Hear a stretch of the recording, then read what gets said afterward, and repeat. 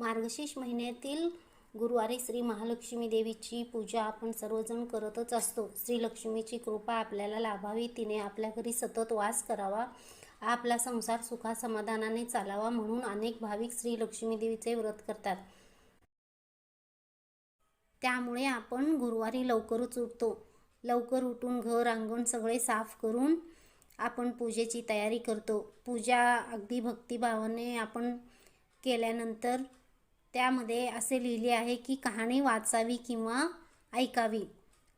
काही कारणाने आपल्याला जर कहाणी वाचता आली नाही तरी हे कहाणी ऐकल्यानंतरही आपल्याला तेवढेच पुण्य मिळते. त्यामुळे ही कहाणी तुम्ही जरूर ऐका. श्री महालक्ष्मी देवीची कहाणी. श्री गणेशाय नमः.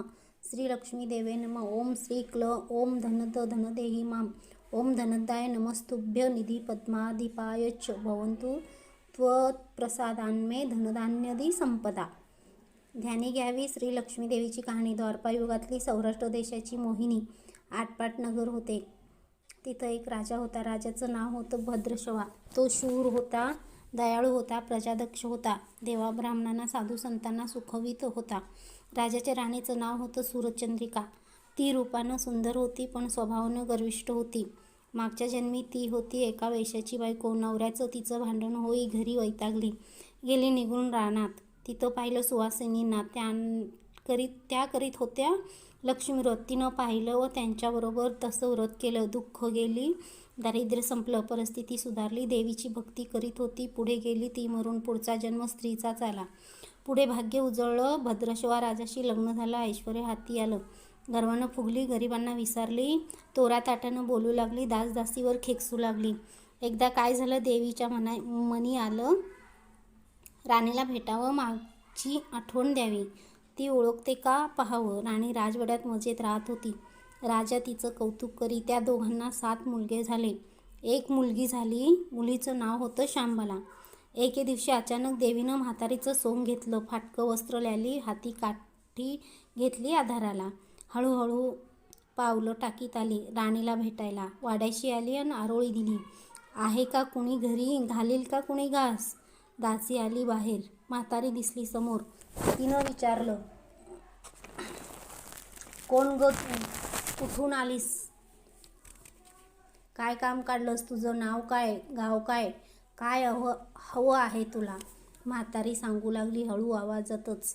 तशात खोकला येई मधून मधून. म्हातारी म्हणाली, माझं नाव कमलाबाई, द्वारकेहून आले इथं, राणीला भेटायचंय. कुठं आहे या राजाची राणी. दासी म्हणाली, राणीसाहेब आहेत महालात, मैत्रिणीशी गप्पा मारत आहेत. त्यांना सांगितलं तर मलाच रागवतील. तुला कशा भेटणार त्या. तुझा अवतार पाहून तुझ्यावरच खेकसतील, उणं बोलतील. मैत्रिणीही तुला हसतील. तू इथं बस आडोशाला थोडा वेळ. मैत्रिणी गेल्या की सांगते त्यांना. म्हातारीलाही राग आला होता. तीही संतापली. तुझी राणी पैशावर भाळलीये, माणुसकी विसरलीये. मागच्या जन्मी होती दरिद्री, आज झाली राणी. मग ती माझ्यामुळेच. मीच तिला देवीचं व्रत सांगितलं, तिनं केलं. आता देवीच्या कृपेने राणीपदावर बसली. पण देवीची आठवण नाही तिला. तिला आता संपत्तीचा गर्व झालाय. डोळ्यावर पैशाची धुंदी आली. गोरगरिबांना कशाला विचारेल ती. थोरा मोठ्यांच्या मुली मैत्रिणी झाल्या. म्हातारी गरीब भिकारीण, तिला कोण विचारतोय. ही राणी लक्ष्मीव्रत विसरून गेली. घेतला वसा टाकून दिला. उठली मातली, पण याचं फळ तिला भोगावंच लागेल. नंतरच डोळे उघडतील तिचे. जाते मी परत. दासीनं म्हातारीला पाणी दिलं, हात जोडले. म्हणाली, मला सांगाल ते व्रत मी करेन ते नेमानं. उठणार नाही, मातणार नाही, घेतला वसा सोडणार नाही, दिलेला शब्द विसरणार नाही, मोडणारही नाही. म्हातारीनं त्या दासीला व्रताचा वसा सांगितला. ती उठली व काठी टेकीत तिथून निघणार तोच माडीवरून एक मुलगी लगबगीनं खाली आली. ती होती राणीची मुलगी शांबला. ती आली आणि कळवळून म्हणाली, आजी रागावू नका, माझी आई चुकली, तिच्यासाठी मला क्षमा करा, मला धीर द्या, आईला दिलेला शाप मागे घ्या, मी तुमच्या पाया पडते, मुलीवर दया करा. म्हातारीला आली मुलीची दया. मुलीची होती कोमल काया. ती क्षणभर मुलीकडे डोळे भरून पाहत होती. तिनं मुलीला लक्ष्मीव्रताचा वसा सांगितला व ती मुलीचा निरोप घेऊन निघणार तोच राणी तरातरा आली माडीवरून. दाराशी येते तर दिसली ती म्हातारी. राणी कडाडली. कोण गं तू थेरडे, इथे कशाला आलीस? जा इथून, उठ लवकर, नाहीतर ढकलून द्यायला सांगते तुला. लाज नाही वाटत तुला इथे यायची? दुसरी घरं नाहीत तुला? म्हातारीचे डोळे गरगर फिरले, कपाळावर राट्या उमटल्या. तडक ती निघून गेली परत. पुढं दासीनं लक्ष्मीव्रत केलं. तिची स्थिती उत्तम सुधारली. ती गेली दासीपण सोडून व पुढे सुखानं संसारही सुरू होता तिचा.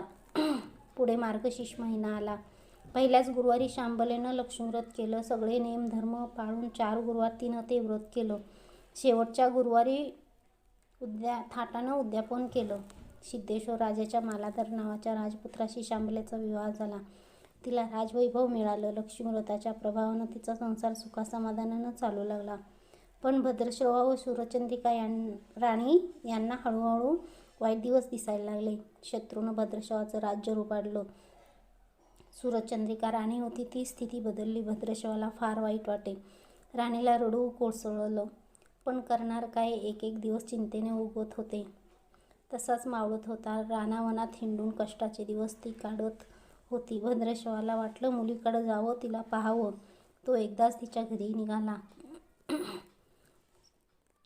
चालून चालून दमला होता. नदी तीरावर विसाव्यासाठी थांबला. राणीची दासी नदीवर येत होती.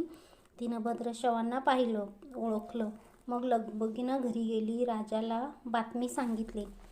मालाधारानं माणसं पाठवली.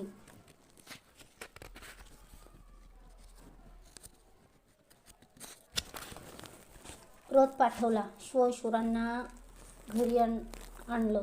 मान सन्मान केला. नवी वस्त्र दिली व गळ्यात हार घातला. शांबला वडिलांची नीट व्यवस्था ठेवत होती. राजाचे दिवस मजेत जात होते. आता परत जायचा विचार त्याच्या मनानं घेतला. जावयाला तसं सुचवलं. भद्रश्रवा मुलीचा व जावयाचा निरोप घेऊन निघाला. जावयानं नोकराजवळ एक हंडा दिला.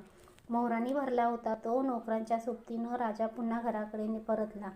चंद्रिकेला भेटला. हंडा पाहून ती खुलली. हंड्यावरचं झाकण काढलं. आत पाहतोय तो काय, आत कोळसे दिसले.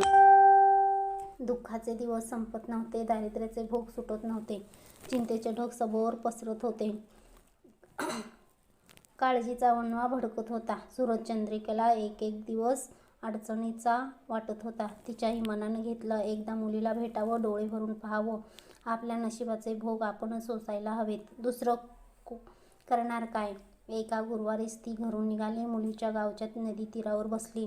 अगदी दमून गेली होती ती. त्यावेळी एक दासी नदीवर आली होती. तिनं राणीच्या आईला ओळखलं. ती महाली गेली. राणीला बातमी सांगितली. तुमची आई नदीवर बसलीये, खूप दमलेली दिसली. तिला आणायला पाठवा कोणीतरी. शांबलानं रथ पाठवला. आईला घेऊन यायला सांगितलं. आई रथात बसून घरी आली. शांबलानं पाहिलं आईला. तिनं प्रेमानं मिठी मारली. मुलीच्या घरचं ऐश्वर्य पाहून तिचे डोळे तृप्त झाले होते. पण तोंडातून शब्द फुटत नव्हता. आईला स्नान करायला सांगितलं. मग पैठणी नेसायला दिली. गळ्यात सोन्यामोत्याचे अलंकार घातले. आईचं रूप उठून दिसू लागलं. दुपारची वेळ झाली. शांबला लक्ष्मीव्रताचा वसा करीत होती. लक्ष्मीव्रताची भक्तिभावानं पूजा करीत होती. आरती झाली. दीपधुपांचा वास दरवळत होता. शांबलेला उपवासच होता. तो ती कडकडीत करी. अगदी निराहार राहून. आईच्या जेवणाची तयारी झाली होती. तिनं आईला जेवायला सांगितलं. बोलावलं आणि आईला मागच्या जन्मीची आठवण झाली. ती लक्ष्मीव्रताचा वसा करीत होती. लक्ष्मीदेवीच्या कृपेनेच ती राणी झाली होती. ती म्हणाली, श्यामा मी पण जेवत नाही. मी तुझ्याबरोबर उपासच करीन. श्यामा ठीक आहे म्हणाली. मार्गशीर्ष महिनाच होता तो. 4ही गुरुवार मुलीनं केलेलं व्रत तिच्या आईनं पाहिलं होतं. भक्तिभावानं नमस्कार करीत होतं. उपास करीत होती. सर्व दुःख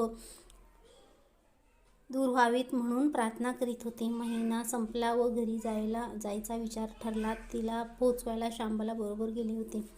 4 दिवस राहून शांबला परत निघाली. मालाधारानं पूर्वी पाठवलेला हंडा तिने घेतला.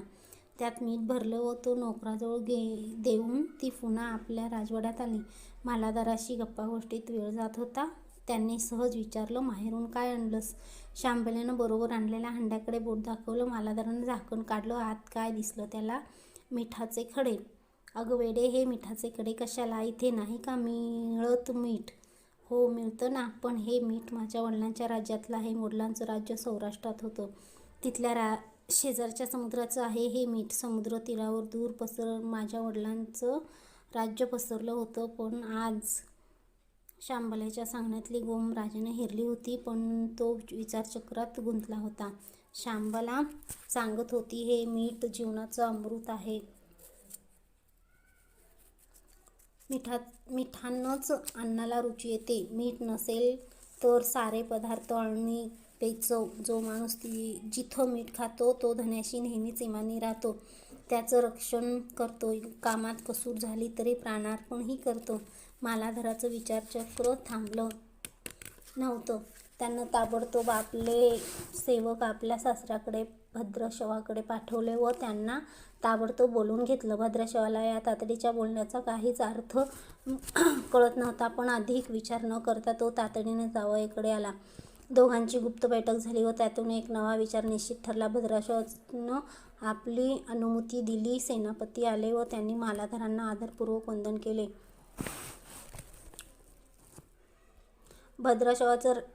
भद्रशवानं आपली अनुमती दिली होती. मालाधरांना आपल्या मुख्य सेनापतींना ताबडतोब भेटून जाण्याची आज्ञा दिली. सेनापती आले व त्यांनी मालाधरांना आदरपूर्वक वंदन केले. काय आज्ञा, असं नम्रपणे विचारलं. भद्रशवाचं राज्य जिंकून घेतलेल्या शत्रूवर ताबडतोब स्वारी करून जायचं. प्रत्येक सैनिकांच्या हाती या हंड्यातला 1 मीठाचा खडा द्यायचा. शपथ घेऊन शर्तीनं झुंजायला सांगायचं. राजाच्या आज्ञेनुसार सेनापतीनं सर्व व्यवस्था केली व दुसऱ्याच दिवशी सर्व सेना घेऊन शत्रूवर चाल केली. शत्रू बेसावध. मालाधराचे सैनिक अधिक सावधगिरीने शत्रूच्या राज्यावर तुटून पडले. घणाघाती लढाई सुरू होती. पण मालाधराच्या सैनिकांचा पवित्रा शत्रूला अडवताच येत नव्हता. शत्रूचे सैनिक जमिनीवर कोसळत होते. मालाधराचे सैनिक पराकाष्ठाने पुढे सरसावत होते. युद्धाचा अखंड तांडव चालू होतं. सूर्य पश्चिमेकडे सरकत होता. थोड्याच वेळात अंधार पसरणार होता. मालाधराचे सैनिक अधिक ईर्ष्येने पुढचं पाऊल पुढं खेचत होते आणि शेवटी मालाधराच्या सैन्याने शत्रूचा पुरा फडशा पाडला होता. मालाधराच्या सैन्यानं अपूर्व विजय मिळवला होता. भद्रशवाचं राज्य पुन्हा मिळवलं होतं. मालाधराला व शांबलेला ही आनंदाची वार्ता सेनापतीनं ताबडतोब कळवली. मागे राहिलेल्या सैनिकांनी त्या शत्रूच्या राज्यातील मुख्य खजिना लुटला. अफाट संपत्ती त्यांना मिळाली होती. ती पोत्यात भरून मालाधराकडे आणली.